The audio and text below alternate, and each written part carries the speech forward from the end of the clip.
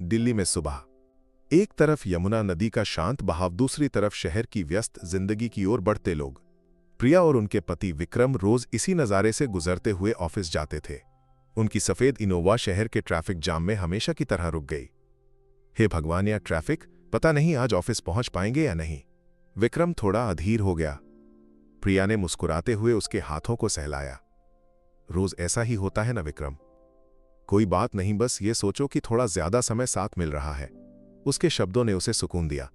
विक्रम के मन में प्रिया एक सहारा और एक साया थी, लेकिन प्रिया के मन में हमेशा कुछ पुरानी यादों की परछाई रहती थी। 8 साल पहले का वो दर्द भरा अध्याय। उसने उन सभी बातों को अपनी नई जिंदगी से छिपाने की बहुत कोशिश की थी। तभी खिड़की के पास एक छोटा सा चेहरा दिखाई दिया। वो एक 10 साल का लड़का था। उसने एक फीकी रंग की शर्ट और पुरानी पैंट पहनी हुई थी। उसके हाथ में रंगीन गुब्बारे और गुलाब के फूल थे। दीदी, फूल चाहिए? उसकी आवाज में मासूमियत भरी थी। उन आंखों में देखते ही प्रिया के सीने में एक ठंडक सी महसूस हुई। एक पल के लिए उसे लगा जैसे वो अपने अतीत में लौट आई हो। 8 साल पहले जिसे छोड़ना पड़ा था, उस अनाथ बच्चे की याद। विक्रम, उस बच्चे से फूल खरीद लेते हैं, प्रिया ने कहा। विक्रम ने मुस्कुराते हुए फूल और गुब्बारे खरीद लिए। तुम्हें इन बच्चों से हमेशा एक खास लगाव रहता है प्रिया। क्या ऐसा है? एक लंबी सांस लेते हुए प्रिया ने उसे जवाब दिया। प्रिया ने गाड़ी का शीशा नीचे किया और उस बच्चे से बातें करने लगी। बेटा, तुम्हारा नाम क्या है? रोहन। घर कहाँ है? दूर है दीदी, मैं अपनी दादी के साथ रहता हूं। उसके शब्द प्रिया के दिल में उतर गए। वे रोज उसे देखते और उससे कुछ न कुछ खरीदते रहते।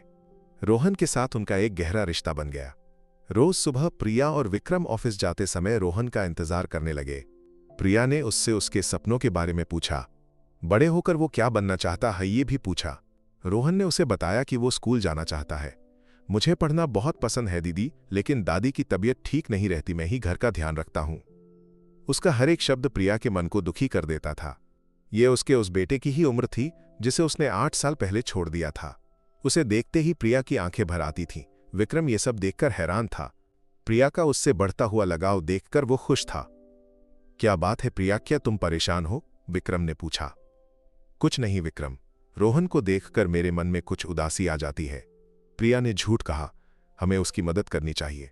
उसकी स्कूल की पढ़ाई की जिम्मेदारी हम ले सकते हैं, विक्रम ने उत्साह से कहा। यह सुनकर प्रिया की आंखें चमक उठीं। उसने विक्रम को गले लगा लिया।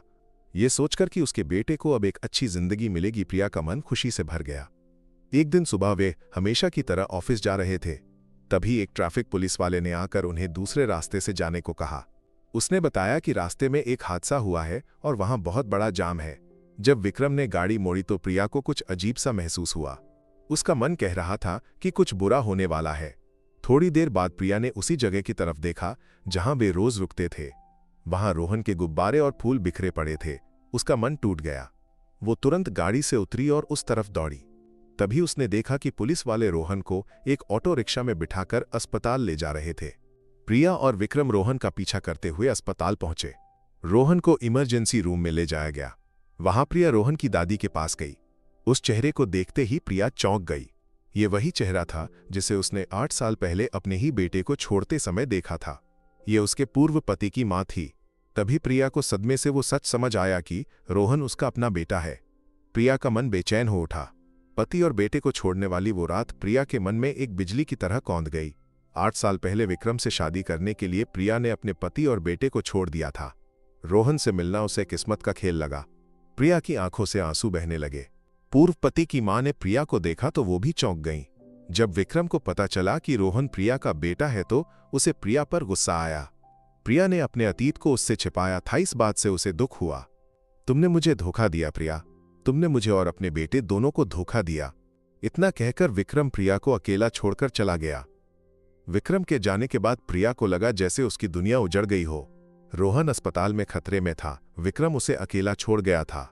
इन दोनों दुखों ने प्रिया को बहुत कमजोर कर दिया। उस दिन प्रिया रोहन के पास ही बैठी रही। जब उसकी मां ने रोहन की सेहत के बारे में पूछा तो प्रिया हैरान हो गई। उसकी मां को रोहन पसंद आ गया था। दिन बीतते गए, रोहन की सेहत में सुधार आया। इस बीच विक्रम अपने घर पर कुछ भी नहीं जानता था, लेकिन उसके मन में सिर्फ प्रिया की यादें थीं।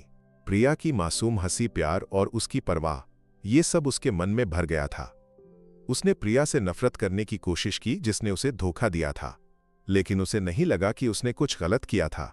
शायद उसका अतीत उसके लिए एक दुख रहा होगा। उस दर्द से बचने के लिए ही उसने उससे सब छिपाया होगा। प्रिया को पूरी तरह से समझने के बाद विक्रम ने उसे अपनी जिंदगी में वापस लाने का फैसला किया। जिस दिन रोहन को अस्पताल से छुट्टी मिली उस दिन प्रिया की मां उसे घर ले जा रही थी। तभी एक कार से विक्रम और उसकी मां और बहन उतरकर आए। प्रिया, मुझे माफ कर दो, मैं सब समझ गया हूं, विक्रम ने कहा। हमें अपने दोनों बच्चों और रोहन को एक नई जिंदगी देनी चाहिए। प्रिया की आंखें भर आईं। विक्रम ने उसे गले लगा लिया।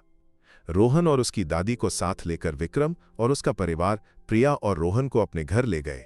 कई दुख और दर्द से गुजरकर उन्होंने एक नई जिंदगी शुरू की। इस तरह प्रिया और विक्रम, उनके 2 बच्चे रोहन और उसकी दादी के साथ एक बड़ा परिवार खुशी से एक साथ रहने लगा।